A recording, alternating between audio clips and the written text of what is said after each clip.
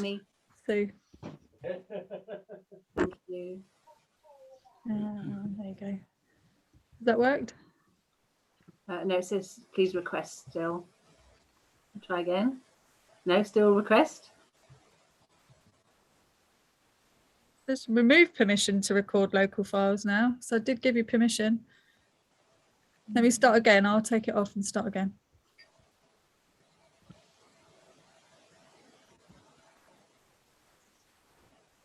Got it? I'll try again then. No, it says please request. I'll have to send it to you, Sue, because it's Okay. That's the only way I know how to do it. Thank you. That's fine. Sorry. The three of us. It's all jammed. Oh. No. With Cherry. Cherry. Our speaker's disappeared. Come back, Cherry. Cherry. You okay, Cherry? Oh, she's on mute. Right.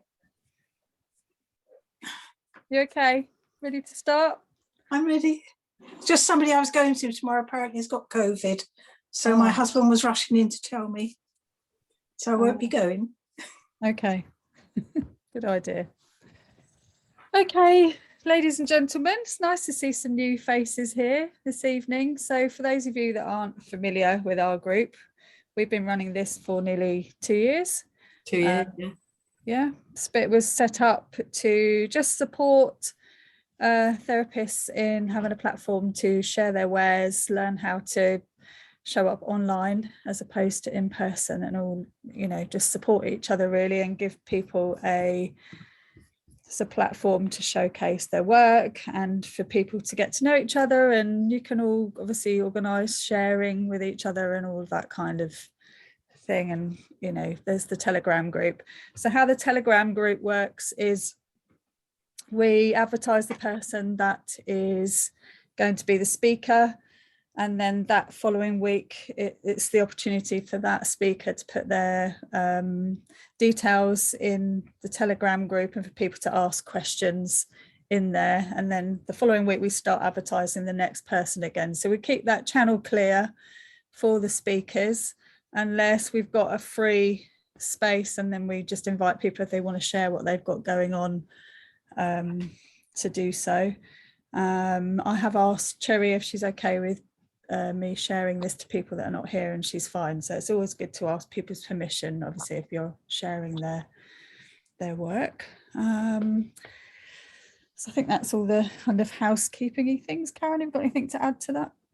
Just that anyone who's not on the Telegram group who wants to be, contact whoever invited you, me or Suzanne, and we can put you on there. It means that you automatically then get those alerts. They're bi-weekly, these talks, so you'll get information usually roughly about a week before, sometimes later, depends how we line them up, but you'll get the information firsthand then, and the link. Yeah. And when you get the link, download it, because it'll expire, and sometimes I have to offload things off my computer, so sometimes if it's older, they'll be gone, which is why we always have a few options of different people recording in case something goes wrong. So without further ado, I shall introduce Cherry. She has been a speaker for us before, and I've known Cherry for many years. She has helped myself and my family and lots of my colleagues and friends out of many spiritual scrapes, and many amazing acts of healing that have been needed over the years. What Cherry does is fascinating. She's been doing her work since day one and just learning how to use her gifts. So Cherry is the best person obviously to explain all of that to you. So I will stop rambling and hand you over to Cherry. Thank you very much. And thank you for asking me to speak tonight. Well, my name is Cherry Emery, and hello everybody. I work as I'm a healer. I started in UC healing.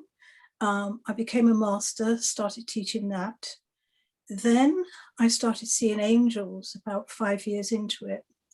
And when the angels started coming in the healing room, to work with me, I changed and learnt Sukim, because that works with angels, etheric crystals and psychic surgery. So I've worked with that for the past 20 plus years. I'm also a hypnotherapist, psychotherapist, a crystal healer and an exorcist. I clear haunted houses anywhere around the world. But tonight I'm going to talk mainly about past life regression, because as a hypnotherapist, that seems to be where it's led me, and that's where my interest is. So as I now don't work 7 days a week, which I did at one stage, I just prefer to do the past life regressions. So I was very lucky to be born into a family where not only my mother, but my father and my grandparents could all see. To be born into a clairvoyant family, when you live in the middle of nowhere, you tend to think that's how everybody is. Certainly, I didn't think it was anything special, because if your parents can do it and they don't talk about it as anything special, then you just think, well, everybody's clairvoyant. One of my grandmothers particularly had huge premonitions. She always knew when things were going to happen. And I found as a child, now and again, so did I. My earliest memories from being a baby were every night when I was put to bed was to go back through a past life experience. And every single night I did the same thing. I could go back to a life I lived, which I now presume is in Ireland.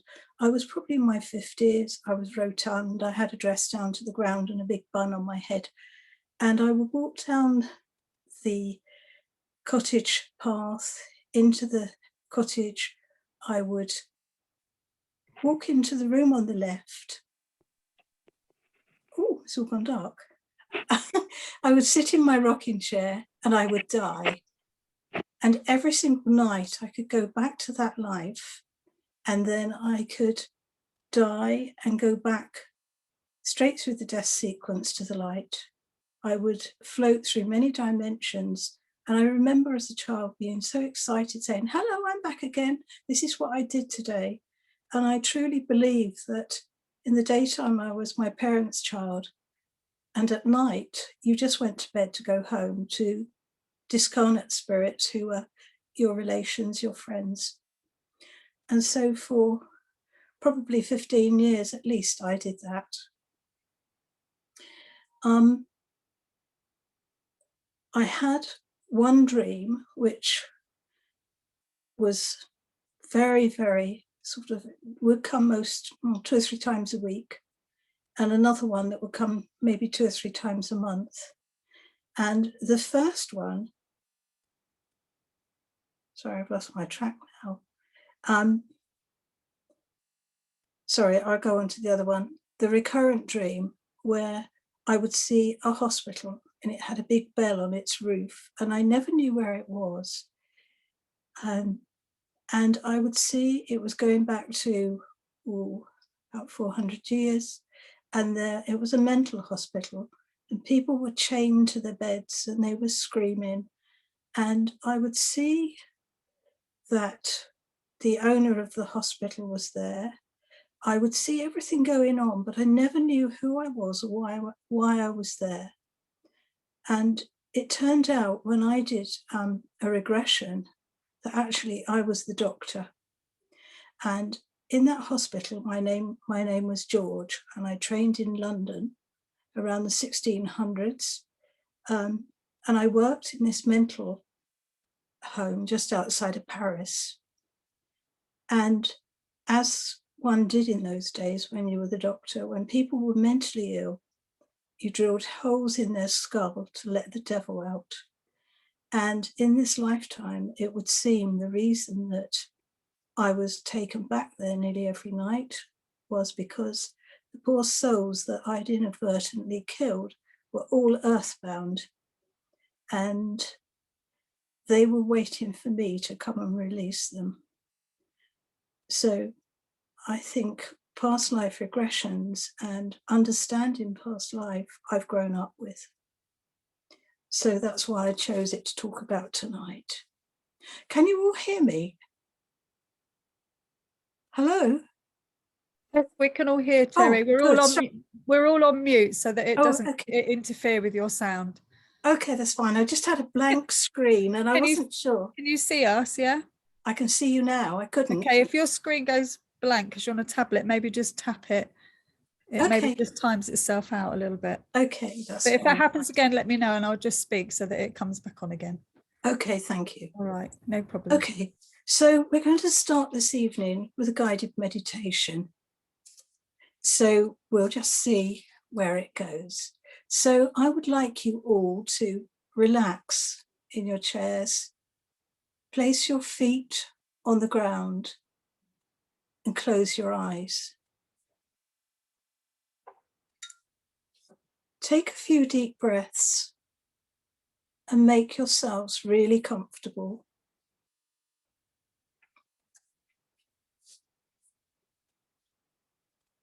Now, as a healer, if you came to me, I would be placing my hands upon your head. So I would like you to imagine at this time that my hands are on your crown and that the energy going into you is purely for relaxation. So feel the energy enter your head. And as it fills your head, your thoughts begin to relax. It drifts through your neck, across your shoulders, down your arms and into your hands.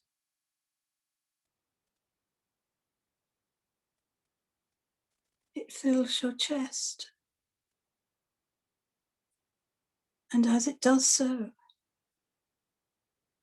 it slows your breathing, fills your heart, and slows your heartbeat.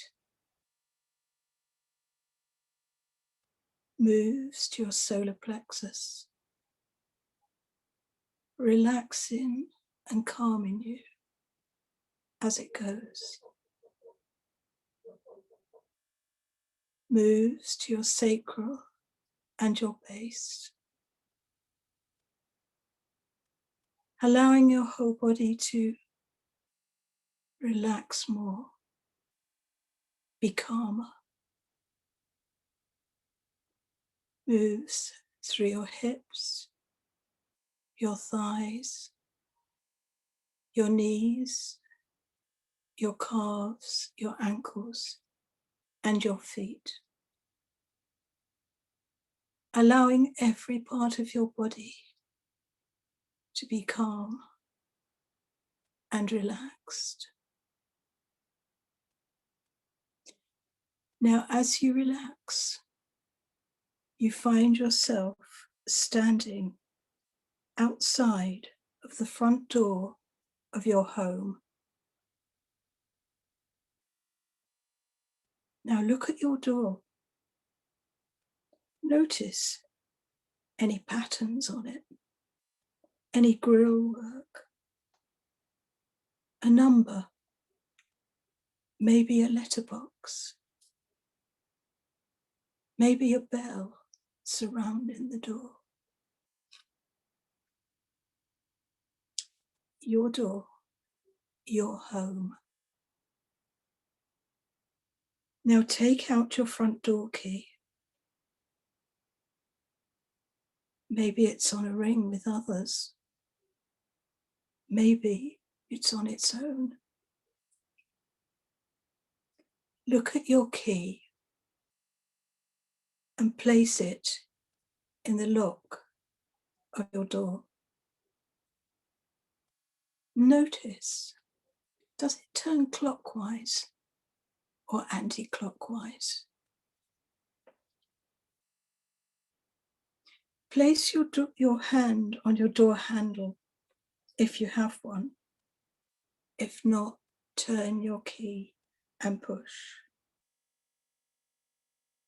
And as your door opens, look at the floor inside your door.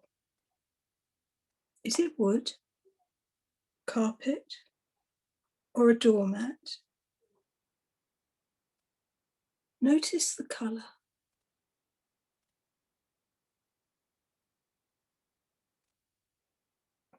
Now close the door and stand back on the outside again. Go backwards until you can see the whole front of the building where you live. Notice where the windows are. Are they far from the door? Beside the door? Now take a deep breath and make a leap in your imagination and find yourself on the roof of the building where you live. You are safe. It's a sunny day. Look to the east, where the sun rises first thing in the morning. Now turn slightly southwards.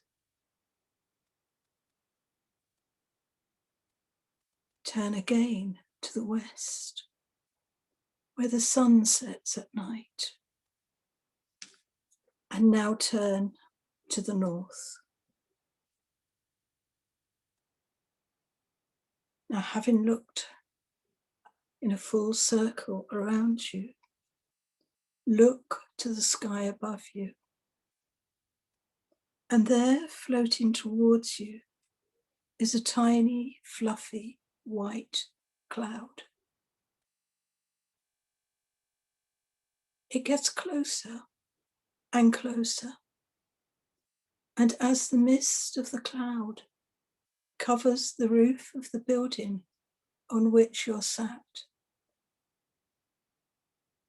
the cloud envelops you, and you find yourself feeling lighter, lighter, lighter, as if you and the cloud were one,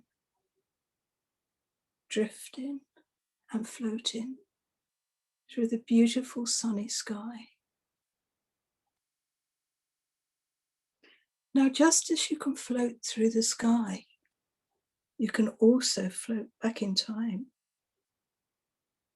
And as you float back in time, just let an impression, a feeling, a knowing come to your mind. You will not go back to an upsetting experience. Now, as you float, see if any images will come to your mind from around the year 1900. The more you relax, the easier it will be. Don't force anything. Sometimes it's just a knowing, a feeling, a remembrance.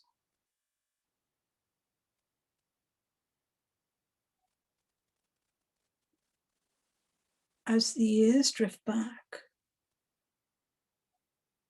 try to get an impression or a feeling between the year 1750 and 1900.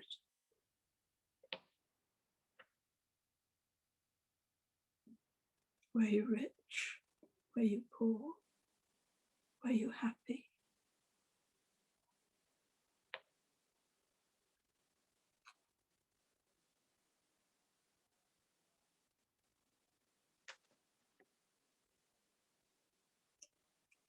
Drifting back,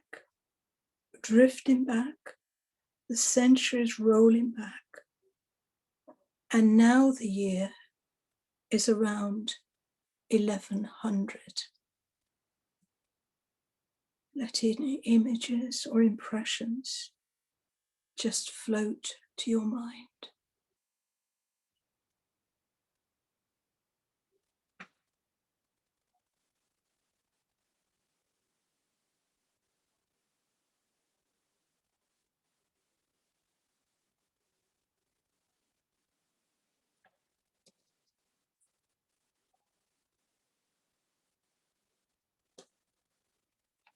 And now we're drifting back, further back in time. The years and the centuries rolling back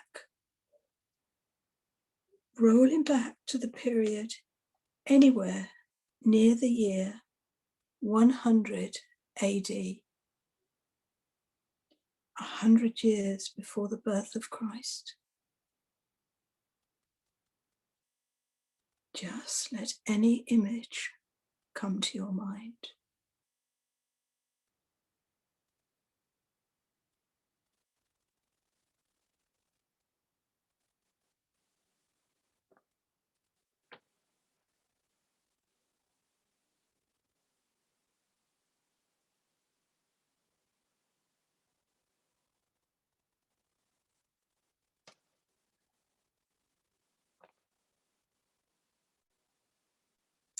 It's possible that your subconscious mind would prefer you to see a lifetime, not in one of those time periods I suggested.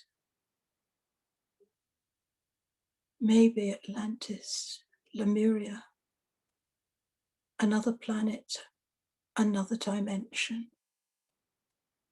If that's the case, then just allow that image to come forwards into your mind.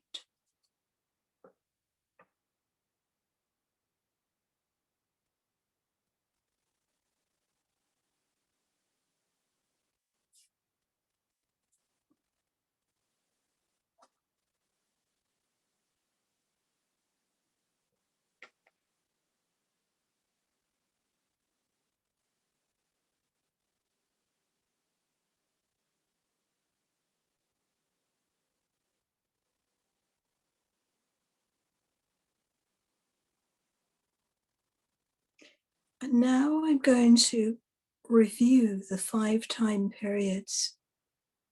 And when I have completed them, I want you to choose just one of those time periods where the image, the feelings, the knowing were the quickest and the best. You will not go to an upsetting experience. So choose just one from the 1900s, 1750, 1100, 100 AD, or the time period, dimension, or place of your choice. And then on the count of 3, when I count to 3, whichever you choose, that memory, that quick vision, whatever it was you saw or preferred, will return to you on the count of 3.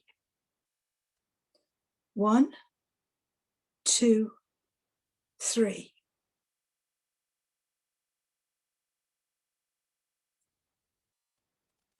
So, are you a man, a woman, or a child? How old are you?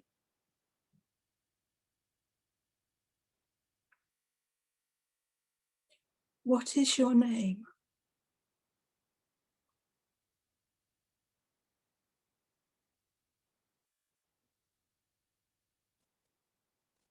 Now look at your feet. Are they bare? Can you see your toes?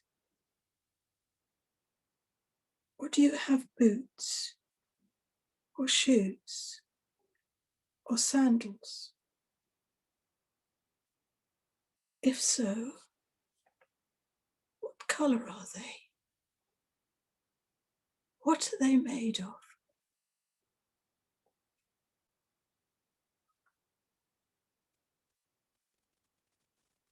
What clothing are you wearing? If it's a dress, does it go to your knee or to the floor? Can you feel the cloth between your fingers?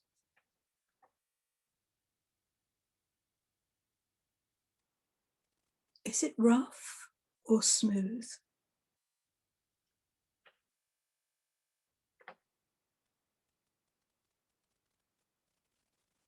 Look at your hands. Are they white, black, brown, or not even human hands at all?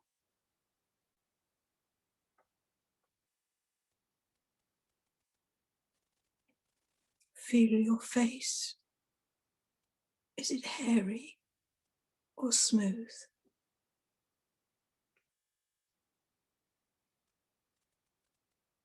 Feel the hair on your head. Is it long, short, or no hair?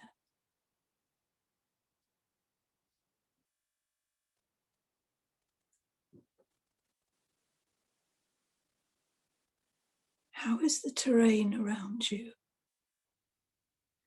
Are you in a town or in the country? Fields, woods, or mountains? And how do you feel being there? Do you feel happy? Do you remember it?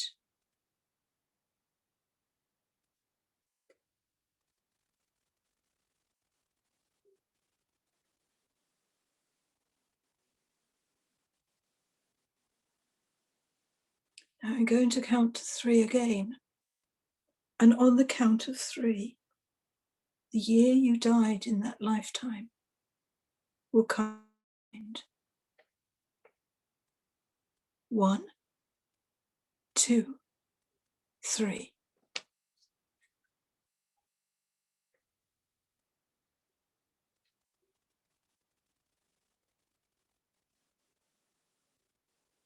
Now I'm going to count to 3 again.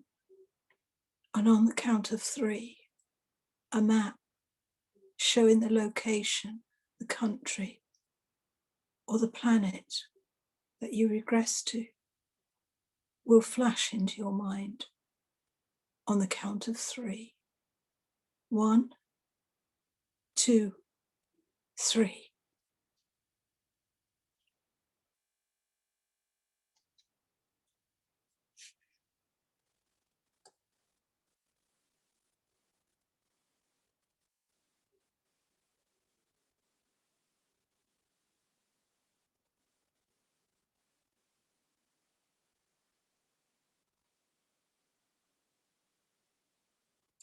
Now allow any images to gradually fade.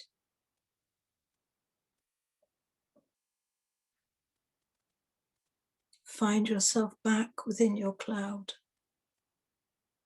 weightless and floating, deeply relaxed. But you will remember on return everything very vividly, everything you have seen.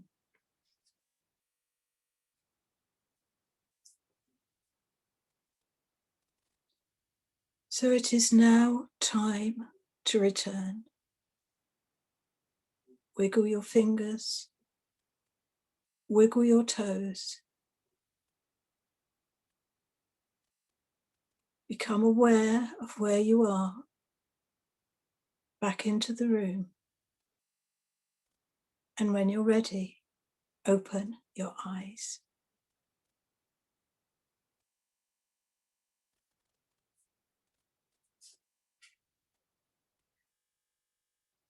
Did anybody have any exciting experience?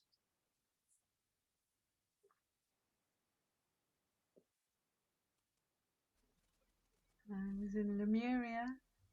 Really? Oh, wonderful. Have you been back there before? Yes, I have actually, yes. And you found yourself back there again?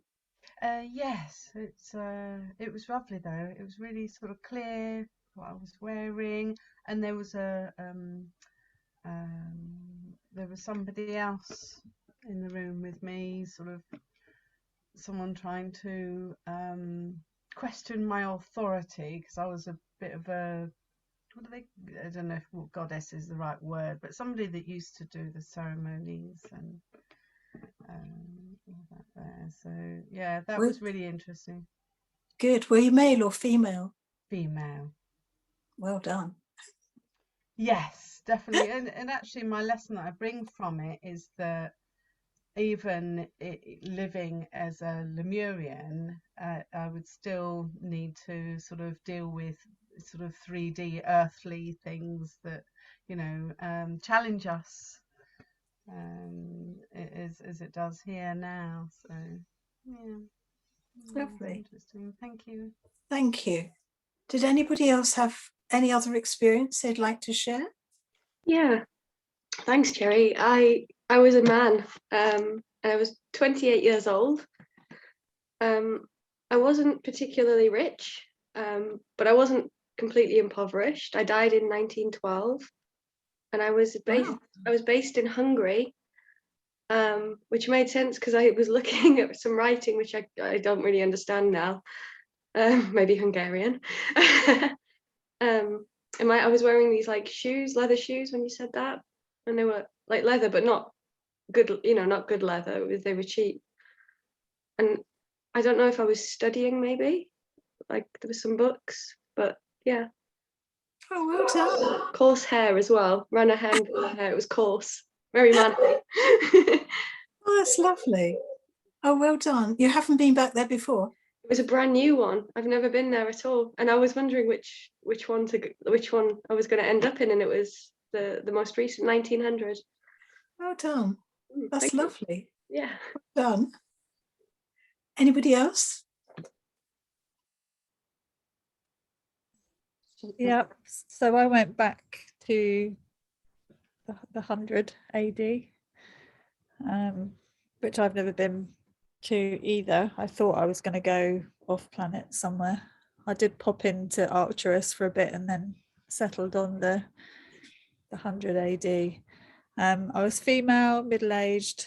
I had curly brown hair, brown skin, and I was in Palestine. And making herbs and things with like a grinding stone.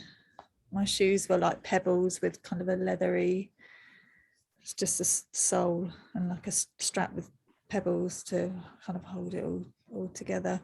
It's a community, there was water, mountains, just people living together very simply. Well done. Yeah, that was lovely. Thank you, Terry. Okay, you're very welcome. Anybody else want to make any comment? I was about 13, 14 years old in Egypt as a slave to a sort of rich merchant, and the settlement was sort of right on the Nile. I had olive skin, long silky black hair, and a sort of shapeless, quite soft dress, and sandals made of, it's like plants, probably rushes or something, I don't know. And I felt quite happy and contented. It wasn't at all a cruel existence, I didn't feel. It was fascinating. I've never done anything like that before. It was amazing. Good. Well done. That's lovely. Thank you. Caroline, did you want to say? Oh, sorry, I'm just looking it up. So I settled on 1731, and I couldn't quite make it out, but when you said it would come to me, the man where we were came to me. I came to Mexico. I was from Mexico, and I'm looking now, it looks like an Aztec. I had this plumage of feathers. I didn't see the color, but it was more, I always thought it would be South American or something, but this was very Mexican. So Brilliant. that was, and I was content. I was with this, obviously, but I had a very strong mother and father, and I was called White Hawk. I mean, God, I mean, where did I pull that one from? So yeah, but that was, I couldn't really, when we were going through the different times, there wasn't anything that was very strong. But that one was one where the subconscious allowed me to settle. So yeah, Well and my done. skin was brown. So thank you. That was. Well I done. like the idea of that. Thank you, Terry. Very fascinating. You're very welcome. Anybody else, or shall I carry on? Yeah, no, I'm still not sure exactly where I was. I sort of saw a map, but I couldn't quite make it out. It was like in a valley. I think it was 100 AD. It was like a valley. And I don't think I was really rich, but I was okay because I had really nice soft clothes. I was a man, 22 years old, and I could feel my hair was quite short. And similar to what Pam said, I had sort of like sandals that were like made of reeds or something. I could see my feet, and I could see the people around me, and there was a lot of blue. I don't know what that meant, but there was loads of blue everywhere, and it seemed like a very happy place. Everyone seemed quite content with their life.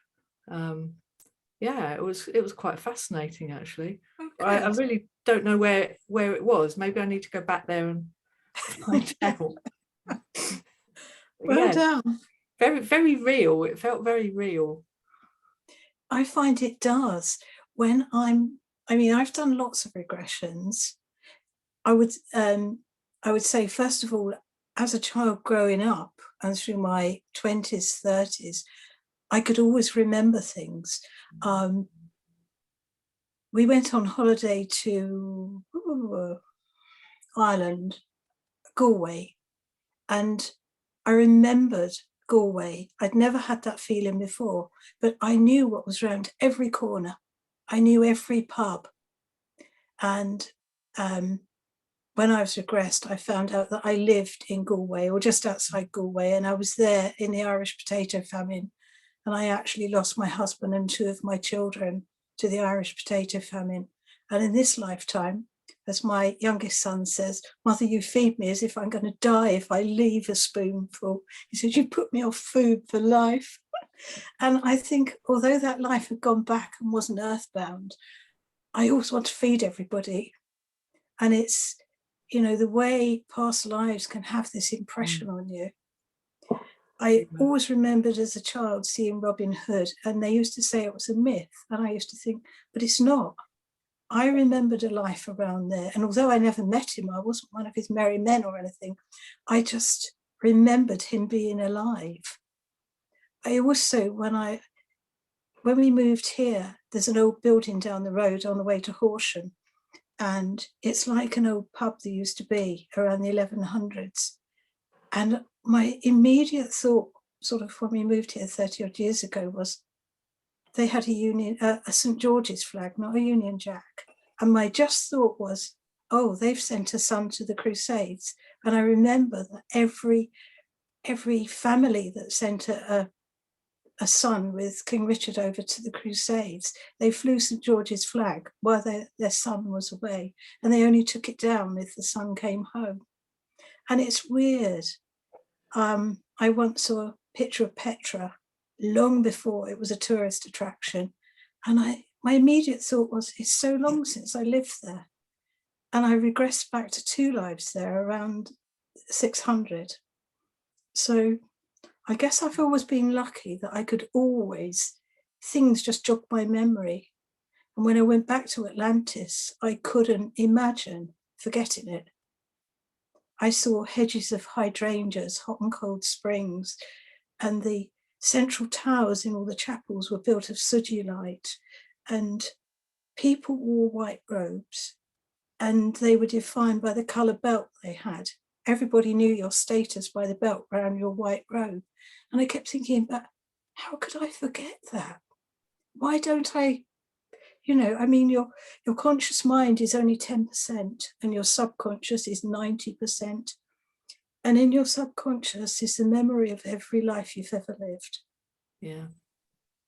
And it's just fascinated me all my life. Yeah. So, I mean, from the day I was born, I've always studied esoterics. I studied palmistry, I studied astrology. But then when I became a healer about 26 years ago, as I say, I started seeing angels, and angels would come in and start working with me and through me. And then people on the bed started changing into other people. It's really fascinating. And I'm standing there with my eyes wide open, not seeing the client who came in, but one of their past lives. And the first time that happened, a lady came in a white shirt and a blue pair of jeans. And as I put my hands on her, she changed into this lady like an Indian princess from the Middle Ages. And her clothes, the silk, the colour, the jewellery, I mean, it was amazing. But she died quite early. Her husband stood by the bed watching me. Well, he was definitely to die for. I mean, he was so good looking. But the guide showed me what she died from and what they wanted me to do to fix that. And as soon as I'd done that healing, so she just went through me. So she was earthbound. So I soon worked out that actually they were showing me stuck lives that had not gone back to the light. I had another one, a man came in, he told me 2 or 3 problems, but when I put my hand on his stomach, he turned into a soldier from the First World War. And I saw that he died of a gunshot wound to the stomach. So I sort of had to do a bit of psychic surgery and pull the bullet out and put healing over top of it. And as I did that, so he just sort of went to air, went through me. And then the man who came in through the door was back on the bed. Possibly the wackiest one of all was a lady who came just for hands-on healing. And as I looked at her, so she turned into a being from another planet. And she turned into a Peshat. And I don't know how many of you are familiar with Sirius and beings of other planets, but she died on Sirius and obviously needed healing for that life to go back. Well, with that, in walked a light master from Sirius, walked straight into me to give her healing. And with that, my healing room that I'm in now has a flat roof, and my head was straight out through the ceiling. And I'm looking at the wreck and the trees over in there, and while he's using my hands. And I said, look, I don't mind you working in me, but I do want to see what's going on. So with that, my head shrank a bit and it was jammed up against the ceiling while he did what he had to do. And with that, just like all the others, whoosh, she was gone. And the lady who came in was back on the bed. Absolutely fascinating.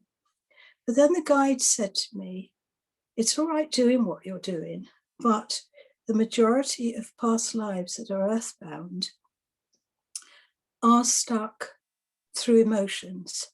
This is the planet of emotions. This is the only reason we come to Earth, is to experience emotions. And people who've died tragically need to experience that emotion to enable them to release their stuck past lives. Now, past lives can affect you in the same way that being possessed can. If you have past lives that haven't returned to the light, you can take on their fears, their phobias, their problems. Can you imagine if you've been a nun and you'd sworn, none of this, none of that, and none of the other, and suddenly you come into a life and you're either an extremely virile young man, you're a very, jolly young woman, and suddenly sex doesn't appeal, or you think it's wrong to be rich. You can't understand why you think it's wrong to have money. But if you've been a nun that died tragically and all those vows were in place, then it's as though a past life that hasn't returned is knocking on your subconscious mind. You know, I'm still here, I need help. And you take on their problems, you take on their feelings, but you don't know where they come from. And I think a lot of people have phobias, whether it's rats, heights, snakes, spiders, all sorts of fears. And they have no idea where they come from. And quite often it is from a past life. But I would say that it's always a past life that's stuck. Now, once the guides had said to me, maybe I said this, the guide said I had to train as a hypnotist to be able to regress people so that they could go through the emotion of that death, of that stuck life. So I did 2 years training at Brunel University. I also trained with Lionheart training near Manchester. And one of the girls at Brunel said to me, she channeled and she was very good spiritually. She said, you have to train with Dolores Cannon. Well, I'd never heard of Dolores Cannon, didn't know her from Adam, and thought, well, after all this other training, what she got that nobody else has. Now, Dolores Cannon was a very famous hypnotist in the States, and she regressed for the American government all the people who said they'd been abducted by UFOs. So I think the government were interested in whether they were all crackpots or whether there was this going on. And she was also a journalist. So she wrote down all her results, and she sold multi-millions of books just on the results of her past life regressions. And I trained with her, which was very interesting and also got me a lot of work through the years, because when people read her books, they wanted somebody to work with them the way she worked. And she was different, because not only did she regress people, but at the end of a regression, you could list questions you wanted answers to. So her way of doing things would be to call through the soul, the client's soul, while they're on the bed under hypnosis. And you list questions you want answers to before we start. It could be, what's the name of my guardian angel? It should be, should I move house? Should I get a divorce? And when you call through the soul and you say, so-and-so would like to know, then the answer comes back through them, but they talk as though, I mean, if it's somebody called Susan, they'd say, well, Susan should be doing so-and-so. So you always know whether it is their soul or whether actually they haven't got the soul. And that's very exclusive to Dolores Cannon. And it's been so good. I mean, I've had people here who sort of said, I don't know whether I should move house. And when I've said to them, their soul, you know, Jenny would like to know, should she be moving house? Oh yes, she's going to move on such and such a, I mean, sort of in July, it'll be the 20th, she's going to Edinburgh and it's going to be this street and she's going to buy house number so-and-so. It has been brilliant, some of the information. But then of course, you have to remember that you have a soul and your soul knows everything about you because you are just one of its lifetimes, but you planned it all before you came. So if you get stuck in life or you want an answer to something, then doing a regression, A, to find out what you needed to know from a past life or to release a past life, and then to go through these questions, it really opens a lot of people up to sort of understanding what they didn't understand, if that makes sense. I would also say that the word reincarnation is Latin for entering the flesh again. So it's been going around a long time. So reasons for regression: unexplained fears, heights, rats, snakes, spiders, drowning, sex, having money, famine, starvation, deja vu, flying, or instant love or instant hate. You could, well, we've all done it, haven't we? We've met somebody and gone, ooh, they give me the shivers. Or you've met somebody and thought, oh, I'd like to get to know them. And on the edge of your aura are feelers. And you could be in a huge hall and yet you could see somebody the other end and think, like the look of him. And we all have a way of extending our auras out to meet their aura, and little feelers on the edge of it, which can just feel their feelers. And we know instantly whether that's love, whether that's hate. We are so intelligent that we just don't give ourselves credit for.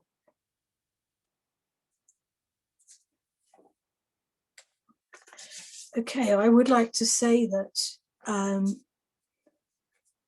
the majority of religions believe in reincarnation, that Christianity is the biggest religion on the planet.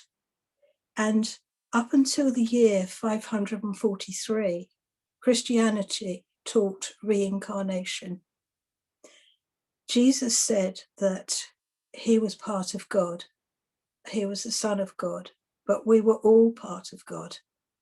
Now, Emperor Justinian in 543 got together with some of the cardinals of the Church of England, and he said that if people believe Jesus' teachings of reincarnation, that we live many lives and that we all had a higher self or a soul coming from God, then he said, what power would the church have?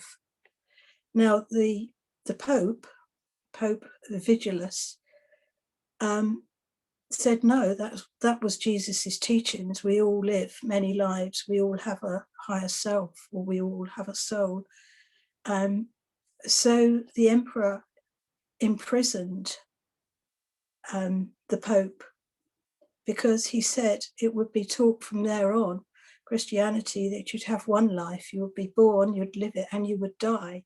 And you would need the church to actually allow you to go back to the light or to God, because without your Christian burial, without your last rites, that would never happen. And he said, if people believe that they actually had a higher self, the church would be done out of a job. So it all changed in 543, and it's never gone back, which is quite interesting, I think. So We before, all turned up. pardon? Until we all turned up. So before we come back into a life, we plan exactly what we're going to do in that lifetime. We plan who we're going to meet, who we're going to marry, the jobs we're going to do.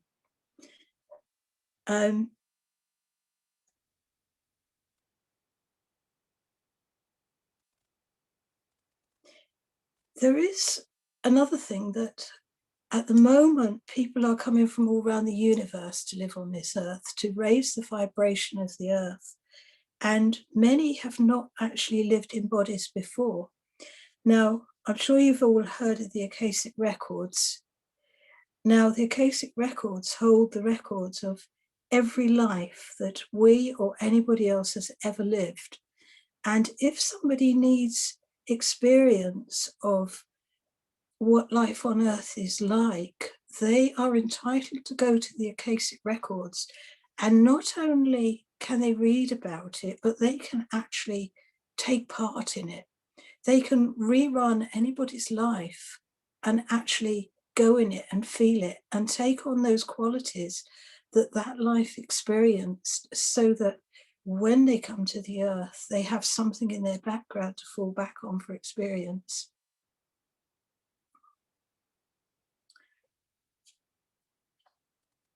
So a few interesting lives that I've been privileged to regress with people. First of all was a Lemurian priest.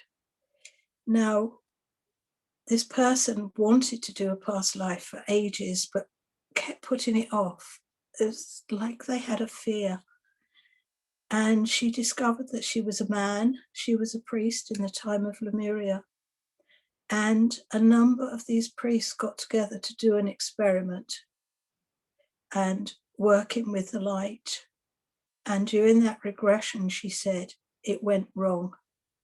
She said, we did something so terrible that it brought darkness onto the earth and it brought evil onto the earth. And until that time, the earth had never known it. And she said, I can never go back. How will God ever forgive me? And I said, well, maybe it's that we needed that on the earth, because if we didn't, it wouldn't have happened. I regress somebody who spent the first 40 to 50 years of his life hunting for the keys to Solomon's temple, and he found them. And he ended up in Scotland, and I might add, this is a very young man in his early 20s, just curious. And he ended up with 2 other people building Rosslyn Chapel. And it was so interesting, all the things he was telling me as it was being built.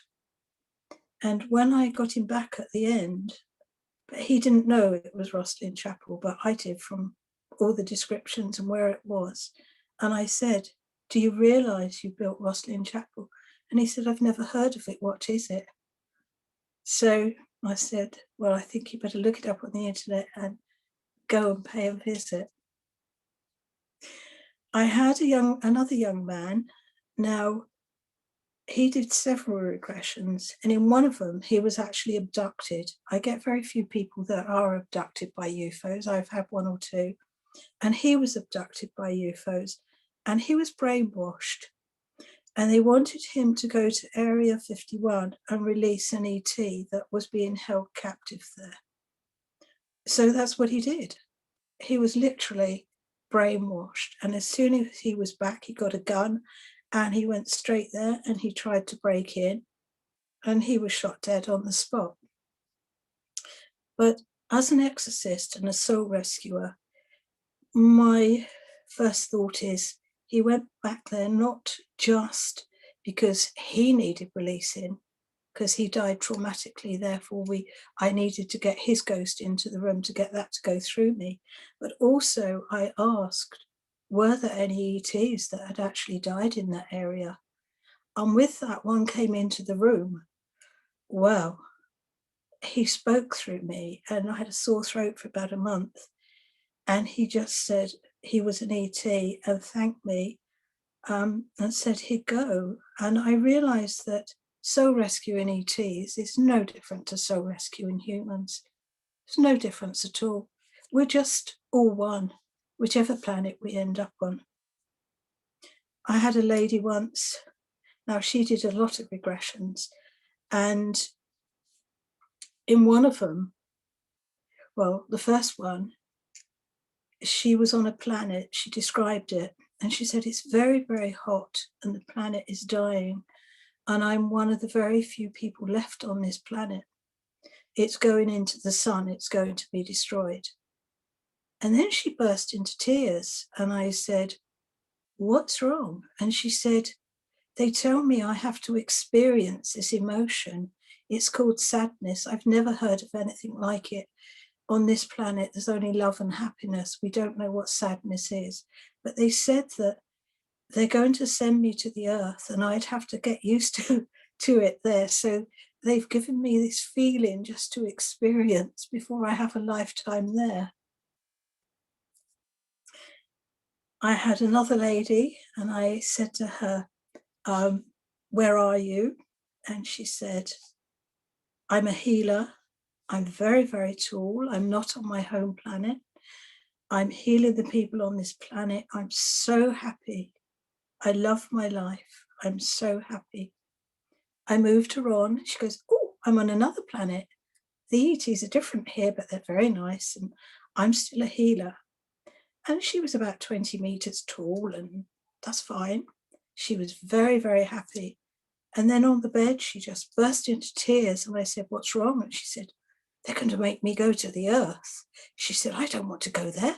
Have you seen them? She said, they're miniature. Not only that, but they fight. She said, why would somebody like me want to go there? She said, I'm not looking forward to that. I don't want to go. I've told them I'm not going. So I moved her on and I said, where are you now? And she said, I'm in some woman's stomach and she doesn't even want me. So I had another lady who did a lot of regressions and each time went back to being the same person. And that was Queen Nefertiti, who was the husband of the Pharaoh Akhenaten. And she went back through her life. She remembered everything. She remembered her tomb and she could describe everything in it. But that her whole idea was finding the tomb because it's never actually been found. It is one of the queens of Egypt whose tomb hasn't been found. And she could see from above and she said, but I could never find it because it's just desert there now. The wind has blown the sand over it and many cities and towns in Egypt have been destroyed and moved to other places depending on where the Nile was flowing or the tributaries were flowing at the time. So she never did find it. But believe you me, I know if they find the grave tomorrow, I've got a paperwork, you know, foot deep. I had another lady who went back to another planet. And again, this planet was Sirius. And she had never heard of anything like this. She'd never heard of life on Sirius. She wasn't interested in the stars. But she could describe everything, the way they lived, the different colors,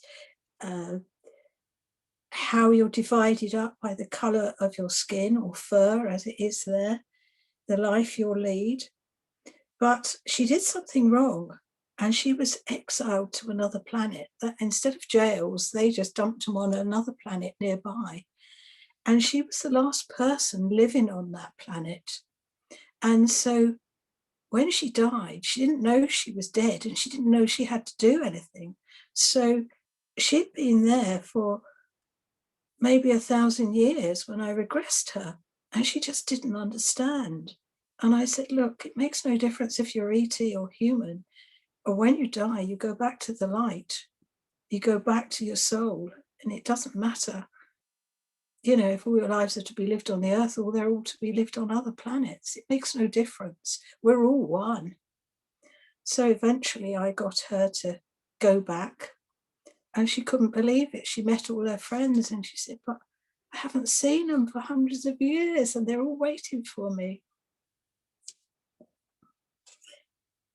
The lady that I regressed on the dying planet, on another regression, when I asked her who she was or where she was, and she said, I'm part of green stuff. She said, we are floating through the air towards the earth, and we are the bacteria or the whatever you call it that will start life on earth.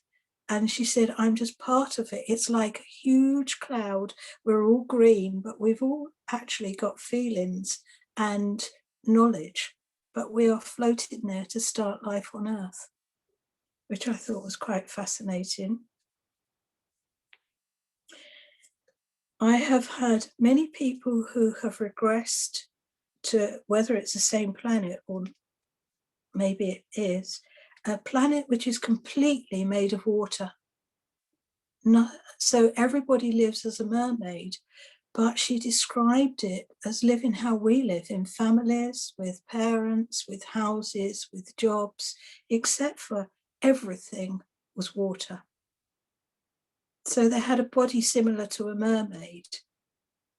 But apart from that, it was the same. But I've had 2 or 3 people go back to this, so, and they don't know each other, which is quite interesting.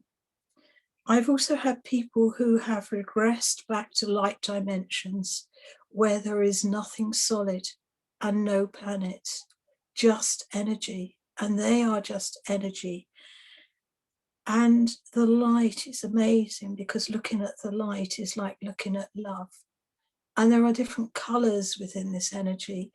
And when you hear the way they speak about it and the love they feel, you realize that, you know, this planet here is a bit dark and a bit negative at times, and there are other places in the universe that are just heaven, literally heaven. I returned when I come across the stuck lives. I could normally talk them into the room to stand beside me, and then I tell them that it's time for them to go back to the light. And that allows the person on the bed to follow them back to the light. And I did this one day with somebody, and she could watch her past life going back and being reunited with the loved ones. But she said, I'm being met. And I said, who by? And she said, it's like a tall pillar of light. And he has an amazing feeling of love. And I said, who is it? And she said, I can't really pronounce his name, but it's something like Ezekiel. And I said, you mean Ezekiel the prophet? She said, well, whoever he is, he said, just ask Cherry, she's my friend. And I used to channel Ezekiel a few years ago. He was always coming through and giving me bits of information. So I thought that was lovely because she had never heard of him. And I didn't know that he sometimes met returning souls. So that was lovely. And the last one I'm going to relay to you is a lady who came in. I got her on the bed and regressed her. And I said, where are you? She goes, it's dark. So I said, okay. I said, well, let's see if we can move out of the dark. No, it's just dark. I'm staying here. It's dark. So I said, dark as in nighttime, or it's black all over? She said, can't see anything. Okay, well then, let's take you back to before it was dark. So I took her back to the Middle East where she was a lady. And she had committed adultery. And they had buried her up to her neck, thrown stones at her until she died. And it was against the law. That's why they stoned her to death, because no woman was allowed to commit adultery. I said to her, what happened to the man? Well, nothing happens to the men, she said. It's all right for them to do it. It's just the women that aren't allowed to do it. So I thought, well, nothing's changed much there then. Anyway, I said, well, look, you've been in the dark for so many 100 years. Don't you think it's time to move on? And she was not convinced. No, she said, I did wrong. I deserve just to stay in the dark. So I said, well, I mean, the time was slipping by and I was looking at the clock thinking, well, it's going to be dinner time in a minute. I said, I'll make a deal with you. I'm going to take you to the light. And if you don't like it, I promise I'll take you straight back to the dark. So she agreed, she would try it. And when she got back into the light, she said, they're all there. They're all waiting for me. All the people that stone me, all the people that condemn me, she said, they're all putting their arms around me. And I said, but life's not real. It's no different to taking part in a play. The only reason that we come to the earth is to experience the emotions, because so many planets just have pure love. They don't have this negativity and the crying and the upsets. And she said, but I never knew. She said, all the people I thought hated me, they're my friends and they're welcoming me. And so I said, oh, do you want to go back to the dark? She goes, no. So anyway, she was quite happy and got her up, gave her some water and biscuits, and it was time for her to go, and she turned around and she said, "But what about my teeth?" And I said, "Sorry, what about your teeth?" And she said, "Well," she said, "I went to the dentist and I'm frightened to go to the dentist. So I said to them in reception, do you know of anybody that does hypnotism that I can go to? And they sent me to you. So I only thought you did hypnosis so people wouldn't be frightened to go into the dentist."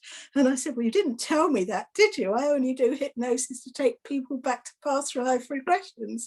So she ended up still frightened of the dentist, but I don't think she took life quite seriously. So I think on that note, I'm going to stop, but has anybody got any questions? Very funny, Terry. Just before we go to questions, was there one or two people that wanted to share their experience quickly? Because I think a couple of you came off mute, but maybe didn't have a chance. Gosha? Yeah, I would like to, because it was quite interesting. I don't know much about Atlantis, but it took me back to Atlantis, and I was a very, very, very tall woman, almost as if I was photoshopped into a very narrow, and my fingers were extremely long. And then it was actually surprising because you said, Cherry, that people were wearing white robes. I had a white robe there, but I didn't have any sandals. I felt like I was quite well off, but I don't think that the richness even mattered. No. I could see a lot of light around me. I don't know what the light was. I couldn't see anything around, but as if I was in a bowl of light just through me. But I was extremely tall, like very long, like it reminds me of Avatar, but I don't know much about Atlantis. And then when he said, see where it is on the map, it took me somewhere on the ocean between South America and Africa. Okay. But it was quite interesting to be the tall with dark long. I was 30, 40 years old, but I'm extremely tall, like a very huge human-like, being. Oh, lovely. Well done. It was very beautiful. Yeah, it was very bright and beautiful, but thank you. You're very welcome. Well Thanks, done. Gosha. And Sean, I think you wanted to speak, did you? Yeah, I between sort of settling my granddaughter and trying to do the meditation at the same time, I had the vision of like as though I was a 12-year-old boy, an Afghanistan boy, and it was in the year 1220, and I could picture myself in like a black kind of two-piece kind of suit thing, like sort of silky, but with like green trim, and bare feet, and it was like quite dirty and sort of sandy. And I was standing on top of what was like a ridge overlooking kind of a valley, but I got the impression that it was kind of desolate, kind of desolate and like quite ruined, as though it's like the aftermath of a war or something. And it was kind of windy and cold, and there was just like this sense of it was kind of a peace, but it was kind of like the peace after the war had happened. So it was kind of the devastation had happened already, but it was kind of like the peace afterwards, and it's kind of looking down on this emptiness in this sort of deserty kind of valley.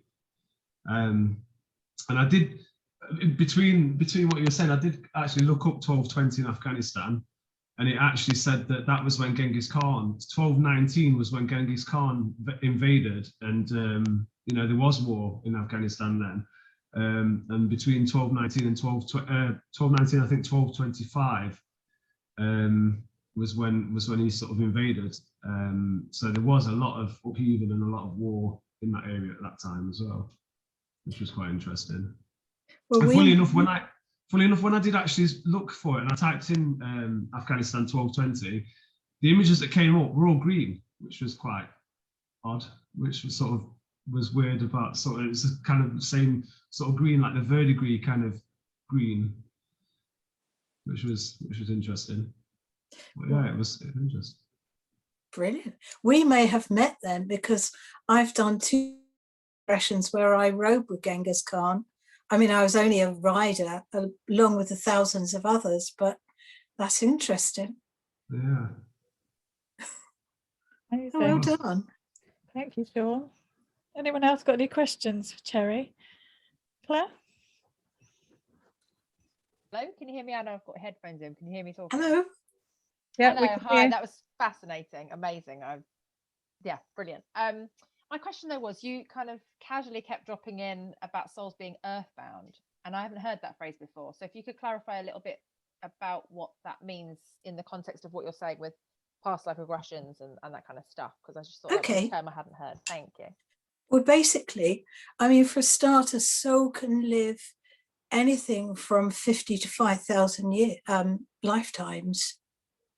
Now, when you die, you leave your body and you are always met by either a grandparent, your guides, but somebody from the light. Now you have a choice. You can walk with them into the light, or you can stay on this earth. Now, when you leave your body, and I say this because I could always astral project for years and years and years, you don't feel or see any different to how you are when you're in your body. Now, because the church has, through the generations, taught, about going to hell and if you've done anything wrong. So there have been, and there are thousands, hundreds of thousands of earthbound souls, which means you leave the earth, you go into the light, you're home. If you don't go into the light, you stay earthbound. So there are a number of people who are born as soul rescuers, which means that I'm one, that if I go somewhere where somebody is dead, traumatized dead, and hasn't gone back, they will go through me. And it's like a back door straight into the light. And certain people are born, I probably have about 40 on my books, who it's like they're walking around with a big red flashing light on their head saying, come to me, I can help you. Because there are so many earthbound souls who have not returned. And a soul can't complete if it has lives stuck on the earth. It needs all those lifetimes back. And the guides say what happens on the earth has to be resolved on the earth. Therefore, while they can appear to them and try and talk them over, it tends more to be soul rescuers on the earth helping them over that actually makes them go back. Does that make sense? It does. Does it kind of overlap then with what we would call ghosts and that kind of stuff then? Well, yes, ghosts can be many things, of course, because every night when I used to go back to this life in Ireland, to go back to the light dimensions, if somebody was living in that cottage now where I lived, they'd see me as a ghost. But actually, that lifetime is back in the light and I'm alive and well, but I could go back to that lifetime just to go back to the light. So they'd see me as a ghost. Ghosts can be many things, as I say. They may be somebody who loved their house so much that actually they didn't want to leave it. And so they stay there because once you die, time is not real. So they could stay there for 1,000 years. I have, as I say, I've probably got about 40 people on my books as a healer who are soul rescuers. Now, I rescue the rescuers because if they have a bad day and their vibration is down and somebody walks into them, maybe their vibration isn't high enough to pass them through, in which case that is possession. And you take on their thoughts and their feelings and you can't tell their thoughts from yours. So I've had soul rescuers who, my daughter-in-law is a soul rescuer and she just rescues suicides and children. I had another lady who just rescued old warriors who had died in battle. And boy, were they cantankerous, can you imagine? Oh. I had another one who just rescued mothers and babies who died in childbirth. So there are all sorts of rescuers, all different flavors, but at the end of the day, we're all looking for the same thing, and that is to help the dead back into the light. There is no such thing as hell. That's another scare tactic by the church. But if you like, the earth is the lower vibration. So if you've got to choose between heaven and hell, I'm afraid the earth is hell and the light is heaven. So from that perspective, it's not completely wrong. But people who die tragically, maybe car crashes, plane crashes, who are shot or die in battle, often are so traumatized because one minute they're alive and the next minute they're dead, that actually they don't realize they're dead, and they can just stay like that until somebody comes along and helps them. So when I do these regressions, if I have a soldier who's died in a battle, I mean, yes, we know about the First and Second World War, but there's been many battles throughout the earth. I will not only rescue them, but I would ask everybody else who died around them, who is stuck, to come into my healing room and go through me. And I would look to clear that whole area, or any particular battle, or any ship that's gone down. You know, you go under the water and look for dead people, and you'd be surprised.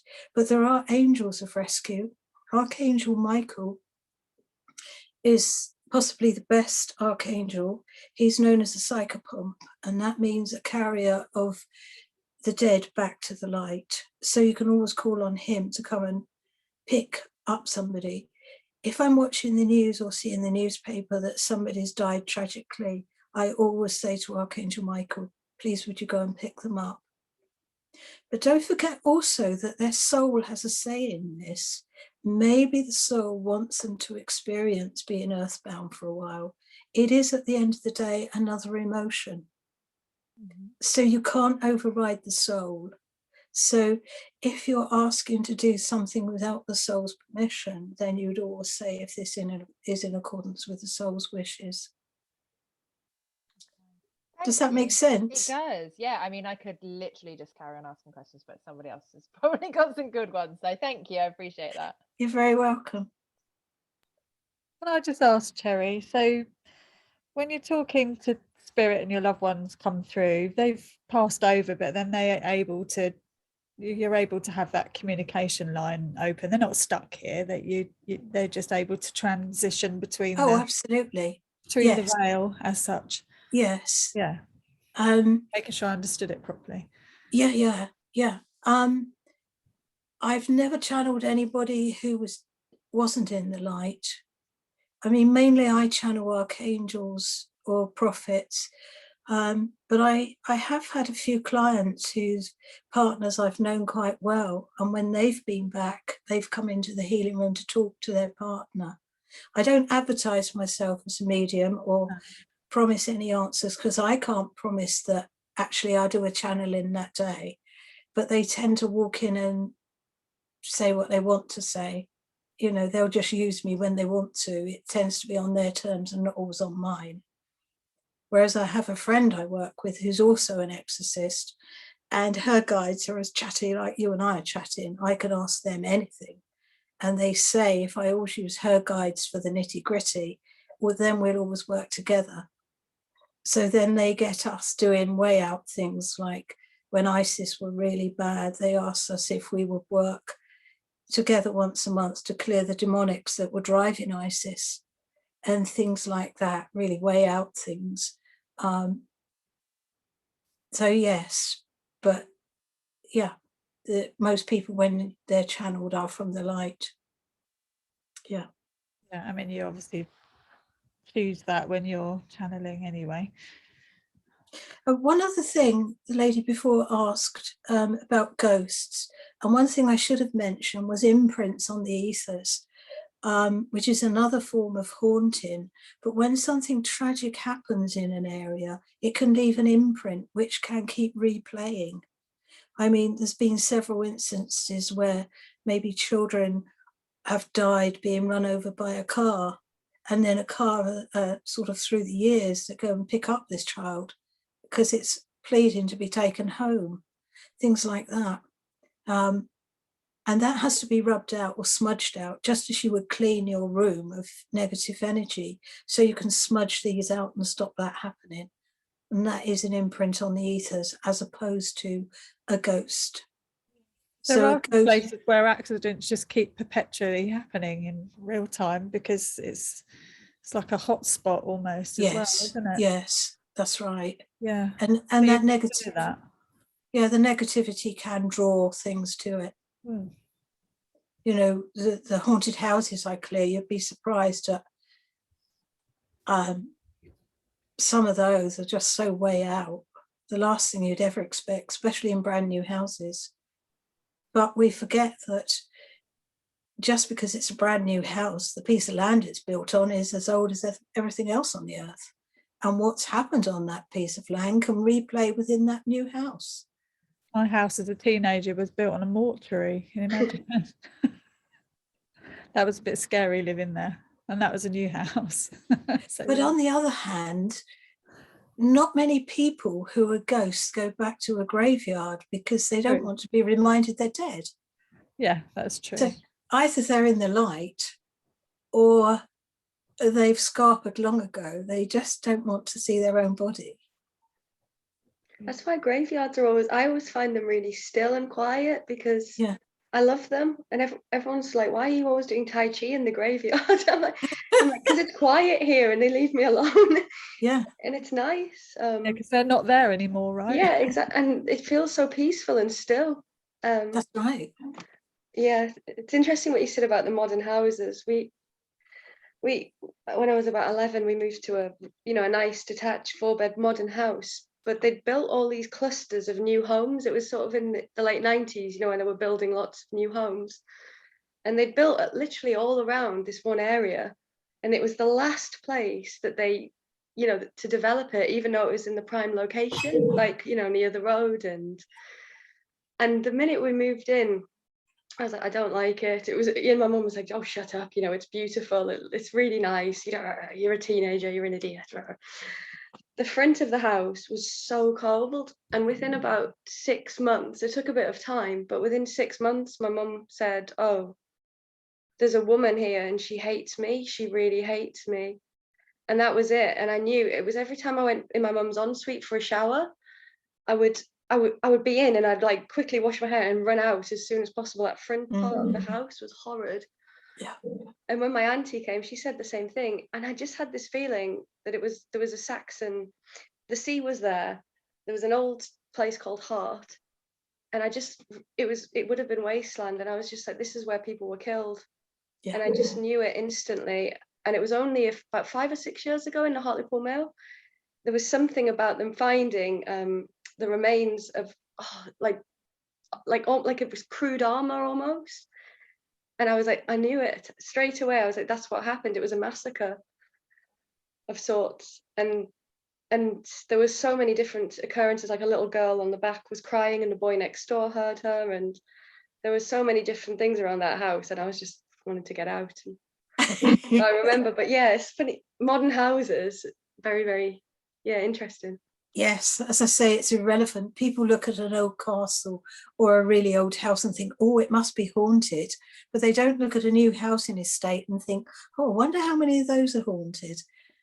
Because it's irrelevant how old the building is. It's what's gone on there through the years. But also, Cherry, I know you did some work with my daughter, and when she lived here, she moved out. I never felt anything here like that. I always feel very comfortable. And she had instances here that happened. And it wasn't until she moved out, and I know you cleared her entity for her, when she was in her flat, that she had an incident there that scared her to death, basically. And that's when we put her in touch with you. So what we worked out is it was her entity. It wasn't anything to do with the house. It was to do with her. Yes. Maybe you can explain a bit about that. Well, when you have an entity attached, you just take on their thoughts, their feelings. I think I said that before. And so many people are possessed.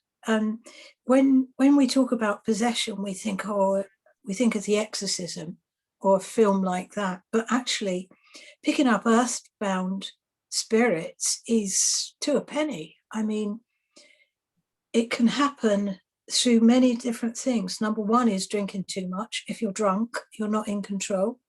If you're on recreational drugs and you go for a trip and leave your body vacant, anybody can drop in. If you have a general anesthetic, you have no defense against anybody walking into your body. And what happens in hospital, they all die in one ward, and then through the adjoining, wall, there's an operating theatre, general anaesthetic, and there's somebody sitting on the table ready, a receptive body. So many people come out of operations having picked up. You can be born with them. If you die with one attached, it can actually wait for your next lifetime to come down and join you again. But that's more likely to be the very darker demonics, not so much earthbound spirits or, ex-humans. So yes, it's just a matter of, you can't work out often why you feel that way. You start craving things that you've never liked, or there's always an argument in your head, and some people just never stop picking up. I had a young girl here a few years ago, and she had a lot of medical problems, but she was so clairvoyant, she was so switched on. And she said, "Do you know what it's like?" She said, "I'm sitting there trying to do my maths, and there's this queue of Victorian children," she said, "knives stuck in them, ropes round their neck, and they're all saying, 'We know you can see us. Will you help us? Will you show us what to do, where to go?'" She said, and the maths teacher said, "Oh, you're not daydreaming again, are you?" She said, "You don't know what to do first." But she used to pick up, I'd take about a dozen out of her every week. And then one day I got a phone call, it was about 1 o'clock in the morning, from her parents saying she's picked up something dreadful. She's under the table with the kitchen knife. She says she's going to kill us. We don't know what to do. She's talking in a man's voice, and she says there's a ball and chain round her foot. So I said, "Oh, you better bring her over." So there they are, walking up my drive about 2 in the morning, each holding an arm, trying to drag her into my healing room. And as soon as I took it out, when I take them out, they just go through me and back to the light. She goes, "Oh, that's better." She said, "That was awful." I mean, as casual as you like, but she was so used to it. Some people never pick up and never will pick up, and others just pick up easily. Is there a pattern to that then, why people attract that sort of thing, or not? Oh, that's a good question. I don't know. Incarnate angels can sometimes, and empaths. I think possibly empaths are the most vulnerable, because they're not always born soul rescuers, but because they're so empathic, on a conscious and subconscious level, they're tuning into that person's problem, that person's troubles. So if they're with somebody else who's picked up, they're taking them off them and pulling them into themselves, but they don't have the ability to then, they're not soul rescuers, so all they do is pick up. They never actually get rid of them. Yeah, that has created a real problem. Absolutely. But I've I've had had with my son sometimes, and Cherry clears Jake every now and again, just as a matter of course, just to have a look. He's the one in our family, isn't he, that picks up the most? He picks up a lot. Yeah. I do have a couple of families in Horsham where the whole family pick up, mum, dad, and children. Wow. And can you imagine that? I mean, when children pick up when they're 2 and 3 years old, and they get the screaming habdabs, I mean, it's awful, and it's really unfortunate, but I know of 2 families like that, where at least one of them is an incarnate angel, and one of the families, 2 of them are incarnate angels. They're all sort of spiritual, they're empathic, they're all in the know. And the parents have now, got to the stage where they'll explain to the children if you're getting funny messages in your head, tell me. You know. Yeah, I'm just glad that Jake was in our family, and you know, because that could have been really dodgy with the wrong parents carting him off to put him on medication or something at some point. So he's just you know, he's just an empath. But don't forget, we choose our parents. Yes, of course. Yeah, so somebody had that where they were carted off to the doctors. They've chosen that, right? They'd be saying, look, you choose these parents. They'll know all about that. They'll look after you. They'll get you sorted. And of course, he's not interested at the moment. But if that, you know, we know. But it has to be the right time. Yeah, of course. I remember Edwin Courtney, as we've talked about him once or twice, saying to me that when my son gets to his 40s, he'd be a healer. And he's saying, no, I won't. I'm not going to do it. And now he's talking about, but if he becomes a fishing coach, he can teach the National Health are actually sending depressed people and people who have mental sort of hang-ups or problems on fishing courses. And he said, well, I could teach him fishing. And I thought, we all work in a different way. Yeah. So why not? You know. Yeah. Healing comes in many forms, doesn't it? Absolutely. Yes. Both have been fascinating. I had a few people that have needed to leave, Cherry. That's okay. Of time, but they've all said thank you very much, and they're going to watch the rest of the recording. Has anyone else got any last questions before we hop out?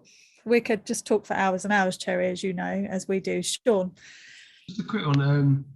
I'm a practicing witch, and I've got a friend that I've known for years, since we were kids, and she's also a witch as well. So we kind of work with each other, and one of the things we sort of discovered was that we've been connected in several lives before, and it's kind of, we've always been very, very close, even from like early on in this life particularly, but we've always been very, very close growing up, and as we've become older, it's become a lot more apparent that we shared, you know, lots of different things. There's certain things, like there'll be you know, I'll go to a place, for instance, that I've never been to before, and then she'll sort of message me like while I'm there, saying, oh, and I was looking at so and so today. I've never been. I'd love to go, and it'll be where I've been, where I am at that point in time. You know, it's things like that, little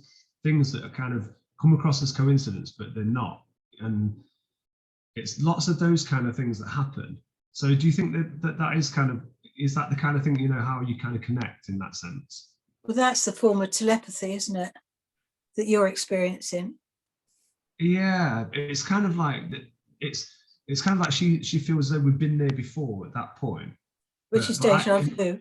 Yeah, like that kind of deja vu. But I don't necessarily experience deja vu, but I kind of get the point where before I go, I kind of figure out that it's somewhere I want to go, even though it could be just some random place, but it's somewhere that I want to go, and I've got it in my mind that I want to go there. But are you picking that up from her because that's where she wants to go, even if she hasn't mentioned it to you? Yeah, maybe. I don't know. It really sounds like telepathy. And it's possible, of course, that you've both lived on another planet where there is no speech, but only telepathy. Yeah. Because that happens. Yeah. I think it's become more apparent the more we've kind of done sort of witchcraft kind of rituals together. It's kind of become more apparent the more we've done it, and it kind of, we've become more linked than we ever have, I think, in that sense. I think as you get older anyway, you grow spiritually and you become aware that you do know things. Let's be honest. How many times do we think of somebody and the telephone rings and that's them on the telephone? Yeah. I mean, it happens so much. And obviously you have a connection. And are you aware that we all have ties to people that we have relationships with? Almost like telephone lines between You know, just you and I speaking like this, there will be a faint one. But when you have a good relationship with somebody, they get stronger and stronger and stronger. And it's as if they can actually send messages down that line, which again is just telepathy. So you're obviously very well connected, that you're able to tune into each other. Yeah. It seems to be happening more and more lately. But also the earth, the vibration of the earth is rising all the time, which makes everything easier. It makes connecting easier. It makes channeling easier. And as you get older, you'll probably find that it'll rise all the time, and it'll get easier still. Yeah, that's interesting. We can have past lives with different soul groups, though, right? And come through in a different relationship with somebody again, can't you? Oh, absolutely. Some people are married to the same person in half a dozen lifetimes. Yeah. Kind of like the twin flame kind of thing, isn't it? Yes. But to me, a true soulmate is actually two parts of the same soul living on the planet at the same time. I mean, you will get lots of descriptions, but that's what resonates with me. Yeah, me too. As in twin flame, you mean? Well, a true soulmate, because you might have 5,000 lifetimes, but your soul might decide to have 2 or 3 lifetimes at the same time. So you're actually all living together. Okay. And if you were to be regressed, you would all, you could all be regressed back to the same lifetimes, because if you're the same soul, you'll all have the same memories on a subconscious level. Wow. Edwin Courtney always says there's 3 of him down here at the moment. And if ever he runs a retreat, he gets one of his other parts to do the cooking, or he used to. That's convenient. Very. Maybe one of them can't cook. Well, I guess if he's doing the workshops. Yeah. Well, somebody actually, else do... they'd all be able to cook, right?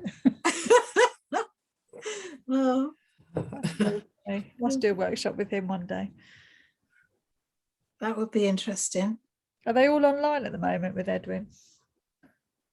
What, his workshops? Yeah. Yeah. It's not working in person again at the moment, no. I don't know. A lot comes through on Zoom. I don't know if he's back at the College of Psychic Studies. Presumably everything's been closed because of COVID. So don't know. I wasn't sure if it was open or not again. So, yeah. Don't know. We'll have to get you to teach us some stuff, Jerry. I keep poking.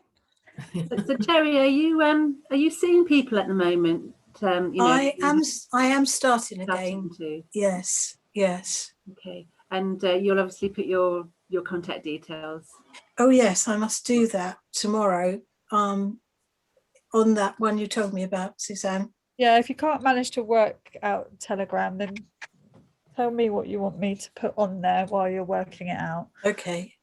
And if you need help doing your Telegram, I can help you with that. Thank you. Okay. Yeah, I mean, as we know, when you were working before, you could be flat out busy every day of the week, working for hours on end every single day. I'm not going back there. I know you're not. So I'm going to limit myself. Question of waiting. So yeah, I'm very pleased about that. Any last words, anybody? I just want some regression, please. And everyone else. Yeah, want to be put on your list, please. Who gets in first, I reckon. I know. I think Sue's straining at the bit. So yeah, and my Dave, he definitely is interested. Oh, does he? Yeah. Okay. Well, one thing I always do healing on people before I regress them, because so many people come to me with attachments, and I'm well aware that if you had a very dominant attachment, I could actually regress them and not you. So whereas most hypnotists wouldn't even think about doing healing before they started doing regression, I do, because I know who they send me upstairs, and so many people have got attachments that they need to go first. That's reassuring. Well, it's a wonderful, wonderful experience. Cherry's got the most comfortable therapy couch ever. It's like getting into bed.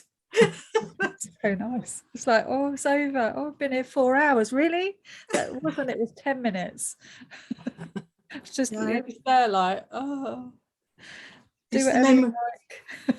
It's a 6-inch memory foam mattress on top of this couch. It's nice. Good. Nice. It's a nice experience for so many reasons. So yeah, it's highly recommended, of course. Thank you. Terry, this has been absolutely wonderful, and you know, we'll definitely be asking you to come again. I may ask you to jump into one of my classes again at some point too, a paid affair at some point. Okay. Be happy to do that. And yeah, and come back and talk to us all again, because yeah, it's I mean, there's hours and hours of questions around this topic, and you've got a very willing audience here. So any last words from you, Cherry? Just if anybody wants to contact me, cherryemery@outlook.com, and I'll put my details on the on your new one. Yeah. Telegram, is it? Yeah. Yeah, and you can put them in the WhatsApp group as well if you want to. Okay. Because that one, you've got that one set up already, haven't you? And if necessary, I could always copy it from there. Every now and again, Cherry's inbox will get very full up and it might bounce back. If that happens, just get in touch with me and I will give you an alternative method, maybe, or get in contact with Cherry for you.